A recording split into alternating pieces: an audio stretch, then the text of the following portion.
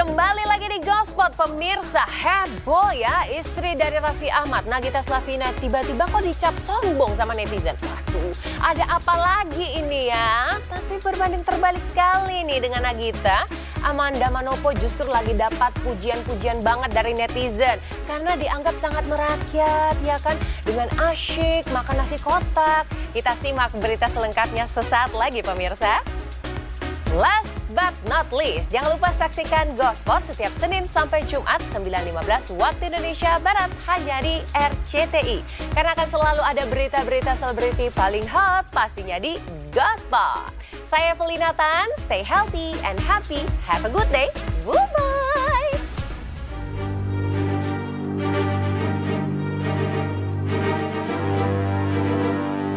Pemilihan Kepala Daerah Serentak 2024 yang baru saja dilaksanakan beberapa hari lalu sepertinya masih membekas. Apalagi ini merupakan kali pertama pemilu kada serentak hampir di seluruh Indonesia. Dari pesta demokrasi daerah itu ada sekelumit kejadian yang jadi perhatian warganet ketika pasangan selebriti Raffi Ahmad dan Nagita Slavina usai melakukan pencoblosan di TPS-nya. Saat itu pasca pencoblosan, Gigi, biasa Nagita disapa itu, langsung tancap gas terlebih dahulu meninggalkan Raffi meski saat itu suaminya terus memanggil untuk melakukan jumpa wartawan. Karena tak mengindahkan teriakan Raffi, Gigi dianggap sombong oleh warganet dan dikait-kaitkan dengan sosok Raffi yang kini menjadi pejabat publik. Toh tak sedikit pula banyak warganet yang justru berkomentar positif. Ya nih, sayang sama teman di sini dong, sayang kok. Dia nggak mau.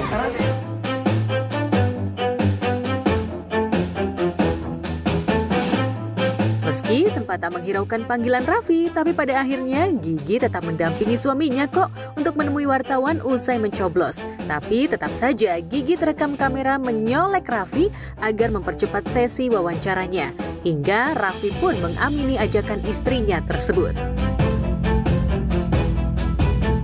Dua, RT03, dua, RT03. T03, T202, T101 gabung jadi satu. Ya. Ya, pokoknya salam semua untuk semua para petugas ketertiban TPS di seluruh Indonesia. Sehat-sehat semua. Amin.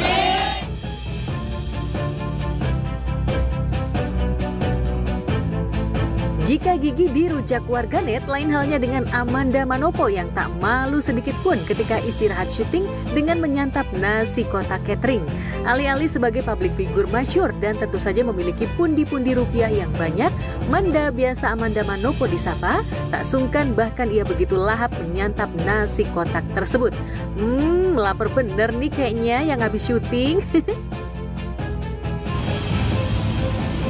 Akhirnya makan catering lagi ya, Mas.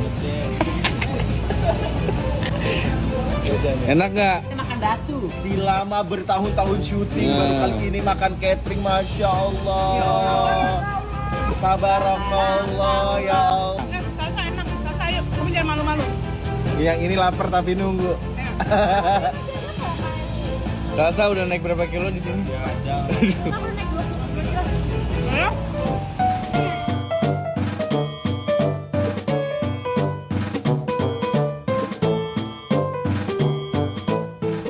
Jika Manda begitu lahap, lain halnya dengan Salsabila lawan mainnya di sinetron Cinta Yasmin yang tampak menahan lapar lantaran makanan yang dipesannya belum juga datang. Tak sampai di situ, aksi kocak Manda juga jadi sorotan saat ia mengenakan kostum balon. Bahkan kostum ini cukup nyeleneh dan juga berhasil membuat warganet terhibur. Kostum balon tersebut berbentuk celana yang seolah-olah sedang digigit oleh seekor buaya. Tampak mendalami peran, Manda pun memamerkan ekspresi wajahnya yang pura-pura kesakitan. Waduh, meleng dikit Manda jadi komedian nih. Kenapa, Neng? Sakit, digigit. Kenapa? Digigit. Ya.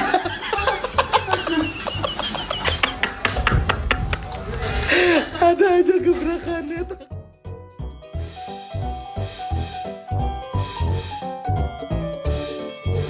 Tak kalah kocak dan nyeleneh dengan backsound lagu Kung Fu Fighting, Manda tampil kocak mengenakan kostum balon berbentuk seperti badan sumo. Tak hanya itu saja, ia juga tampak begitu lincah saat berpose menirukan beberapa gerakan sumo.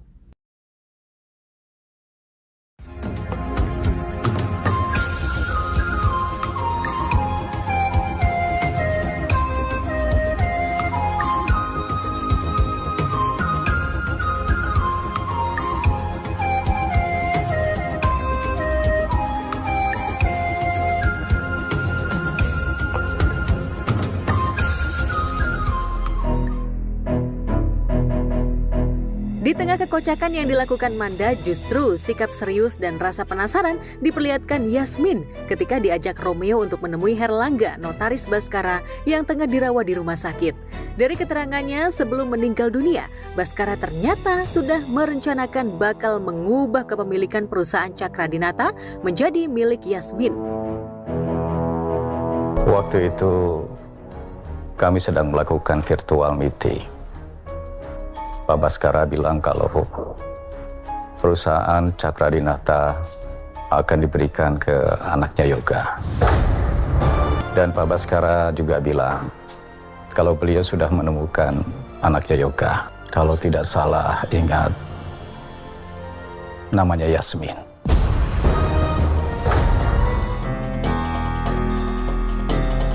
Bukan mau dikasih ke Yasmin ya, memang punya Yasmin sih, tapi gimana caranya mungkin tidak akan ada di tangan Yasmin.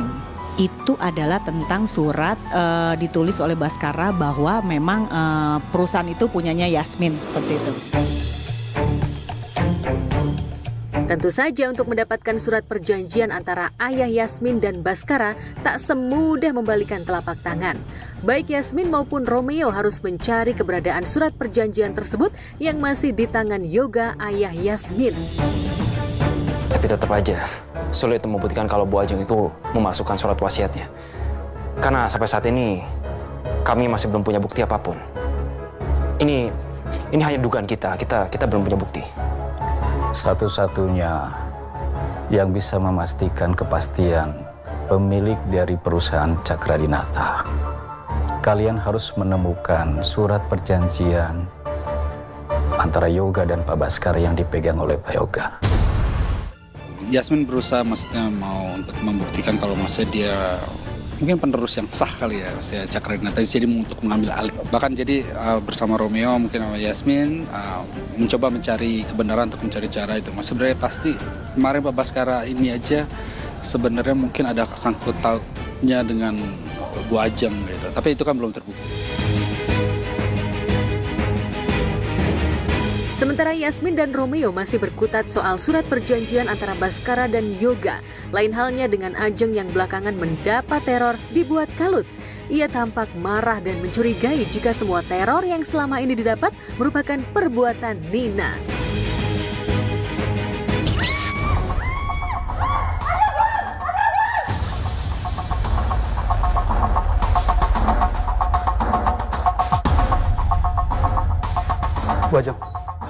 Bu Ajeng, ini bukan bom. Ini hanya mati lampu, Bu. Bu, ibu nggak apa-apa. Ibu mau dibawa ke klinik nggak? Aku akan cari, aku akan temukan siapa pelaku peneroran itu. Setelah itu aku akan habisi dia. Aku yakin banget. Pasti ini kerjaan orang lain. Nggak mungkin anaknya Rati dan Yoga. Atau jangan-jangan Nina. Enggak, karena aku tahu banget perempuan yang sangat berani dengan Ajeng Cakradinata ya cuman si Nina ini gitu. Cuma Nina wanita yang sangat berani dan sangat serampangan untuk membuat Ajeng itu hancur.